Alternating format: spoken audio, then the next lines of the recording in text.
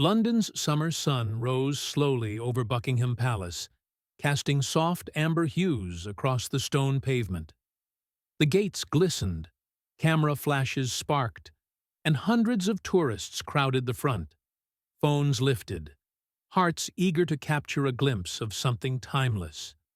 Among the stoic figures stood Royal Guard Oliver Wren, 34 years old. Broad-shouldered, steel-jawed, silent. He had served 12 years, 2 of them in Afghanistan, where his best friend had died in his arms. A grief he never quite voiced, nor healed. His silence wasn't ceremonial. It was survival. A small boy, Charlie, around 7, with oversized glasses and a slight limp, tugged at his mother's sleeve. "Mom, he doesn't move? Ever?" "That's the point, darling. They're like statues."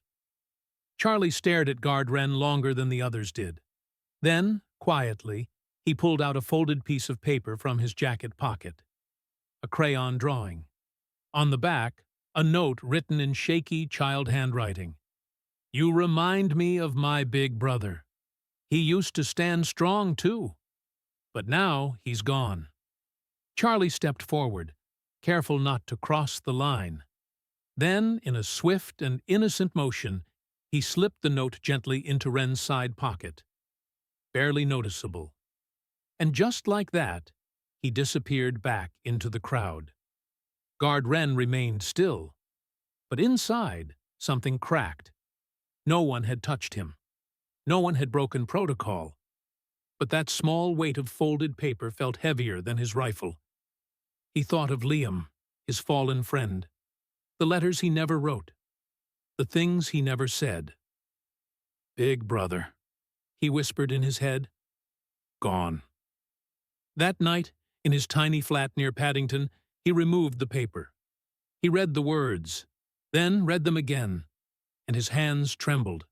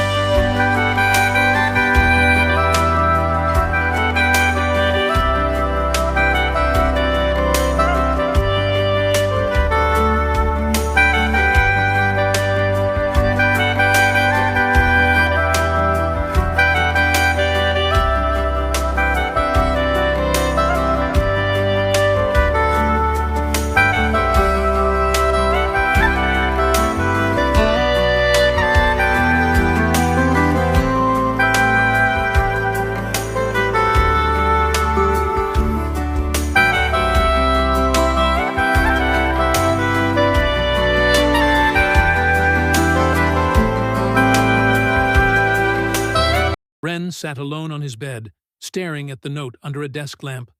Flashbacks haunted him. Helmand Province, a mortar strike. Liam bleeding out, gripping Wren's hand. "You're gonna make it home, yeah?" Liam had asked. "Yeah," Wren had lied. Tears welled in his eyes for the first time in years. "You remind me of my big brother." But who was this boy? Where had he gone? For 4 days straight, Wren stood at his post, scanning the crowd silently, hoping. Then, on the 5th day, he saw him again. Same glasses, same limp. But as Wren leaned his gaze toward the child, something unexpected happened. Charlie didn't smile. He looked sad. His hand gripped a small teddy bear, and there was a bandage on his arm. This time, Charlie didn't approach. Instead, he stood from afar, looked directly at Wren, and saluted. Like a soldier. Small, awkward, but real. Wren's eyes filled with fire, emotion, urgency. That night, he made a decision. He had to find him. Protocol be damned. Wren approached a palace officer the next morning. "Sir, I need access to security footage. I'm looking for a child." "That's outside your jurisdiction, Wren." "Sir, this child left me a message that—" He paused. "He might be dying." Silence. Then, "You have 12 hours. That's all." Using crowd footage and cross-reference timing, Wren tracked Charlie to a nearby children's hospice. He walked in after hours. A nurse recognized him instantly. "You're the guard from the video." "I need to see Charlie." She nodded slowly. "He's not doing so well today."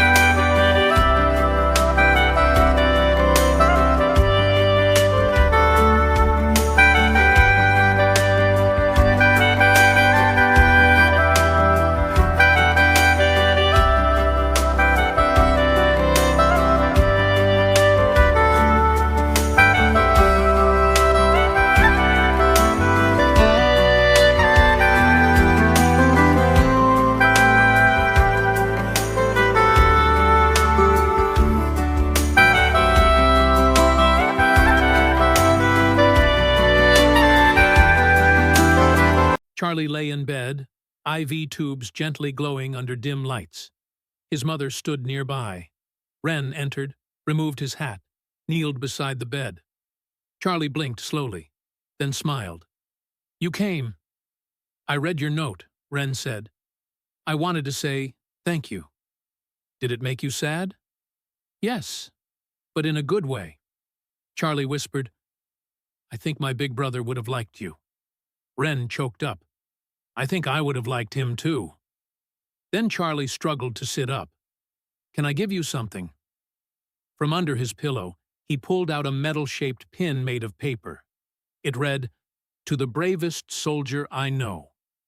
Wren pinned it to his chest. "I'll wear this more proudly than anything I've ever earned." 2 weeks later, Charlie passed. The entire palace guard held a minute of silence at the gates. Wren stood front and center. On his chest, the paper medal. He didn't speak. He didn't flinch. But that day, his silence was louder than words. A year later, a new boy approached Wren. He handed him a folded paper. Same crayon style, same handwriting. "It's from Charlie's sister," the mother said. "She wanted you to have this." Wren opened it. It read, "Thank you for not standing still when it mattered."